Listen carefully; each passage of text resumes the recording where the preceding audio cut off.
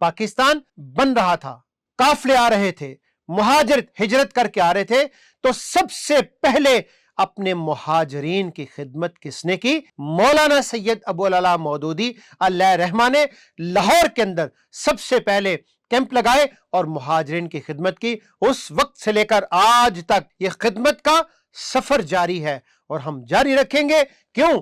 कि हमें इस मट्टी से प्यार है, इस वतन के लोगों से मोहब्बत है। ऐ मेरे वतन के अजीम लोगों, ये जो आजमाइशें आ रही हैं, ये सब कुछ आ रहा है, जरा इस मौके के ऊपर एक लम्हे के लिए रुक कर सोचिएगा कि महकमे कहां हैं, लीडर्स कहां हैं, पार्टियां कहां हैं, कौमी असम्बली कहां है, सब कुछ कहां है आपके साथ शाना बशाना। कराची हो, लाहौर हो, पिंडी इस्लामाबाद हो, बुनेर हो, शांगला हो, सवात हो, कोई भी परेशानी की बात हो, या थर की बात हो, या अवामी हुकूक की जिद्दोजहद की बात हो, IPPs की बात हो, या गंदम और चीनी के अंदर महंगाई की बात हो, तो आपके हक के लिए कौन खड़ा है? सोचिएगा, जरूर सोचिएगा। और अगर समझ में आए तो आइए, साथ दीजिए। खामोश क्यों है?